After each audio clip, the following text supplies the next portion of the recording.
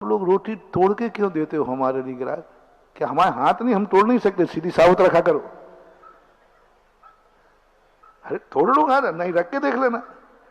नहीं, साबुत रोटी नहीं रखूंगा। कहीं महाराज ने गिन ली तो?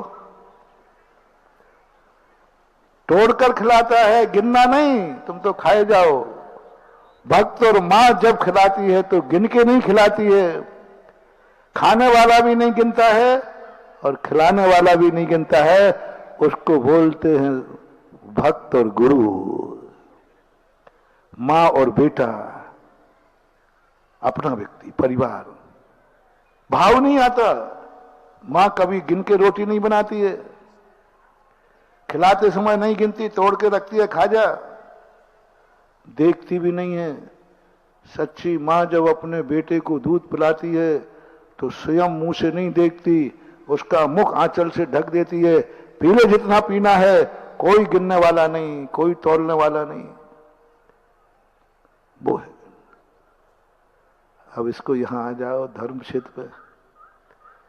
यहां तुम गिन के रुपया देते हो। कितने की है पहले ये बताओ, कितने की है ये बताओ। फिर इतना कम करो, इतना ज्यादा करो। पहले का होटल मचा रखा है बंदर को, होटल का व्यवहार हो रहा है आज। पहले बताओ कितना है, कम करो, बढ़ करो, ये करो, वो करो। गिना गिना जा रहा है। नहीं महानुभाव, अपनों के लिए अनगिनत। गिन के नहीं, मुझे ये कार्य करना है बस। तुझे इससे कोई लेना देना नहीं है। तुझे भूख लगी, खाने बैठ जा। मां पहले बताओ आपने कितनी रोटी बनाई है? आज तक बताओ पहले अपने घर में किसने पूछा है कि तुमने कितनी रोटी बनाई? आज तक बताओ मां ने कहा हो पहले ये बता तू कितनी खाएगा? मां ने कब कहा तू कितनी खाएगा? और तुमने कब गिना कि मां बताओ कितनी बनी? घर काहे का है? यदि घर में ये भाव आ गया कितना भोज, कितनी रोटी बनी है, और खिलाने वाले को आवाया, तो वो घर नहीं है, वो तो होटल है। वहां कुछ नहीं गिना जाता है। मैंने बनाया है, गिना नहीं है। तुझे भी खाते समय गिनना नहीं है।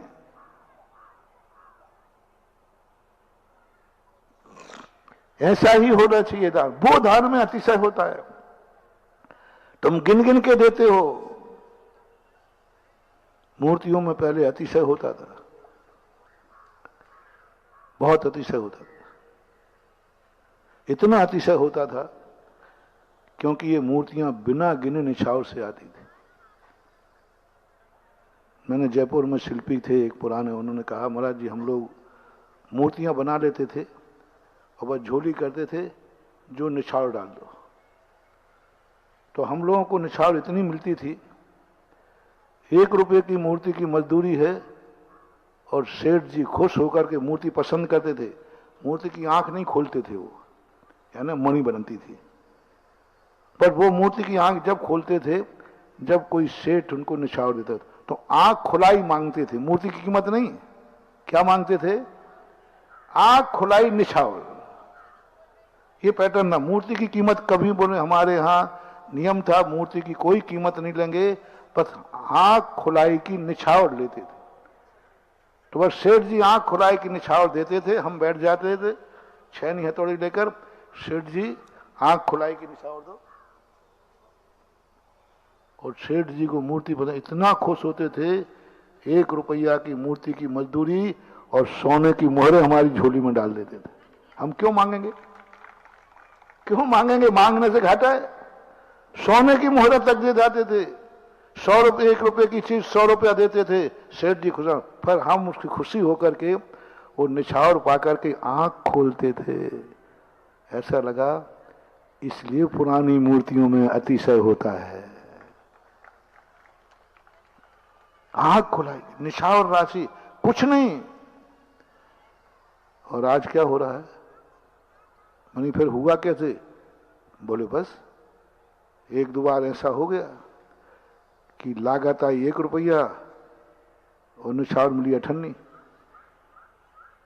बस उन्होंने कहा सेठ जी निछावर दो, अब हम दोबारा मांगेंगे नहीं, क्योंकि निछावर में खोलना है 50 पैसे में। तो वहां घर वालों ने कहा कि आप भूखों मरोगे, मजदूरी 1 रुपया की हो और मिले 50 पैसा, तो बताओ बाल बच्चे पढ़ेंगे कि भूखों मरेंगे।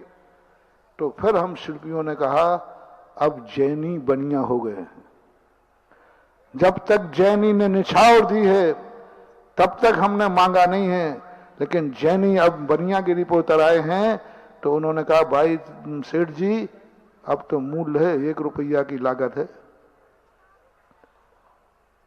अब वो गिन के लेता है और तुम गिन के देते हो। अब ये बनियों की मूर्ति आ रही हैं सब, पहले जैनियों की मूर्ति आती थी और निछावर दे के आते थे, और अब सब बनियों की मूर्तियां आ रही हैं।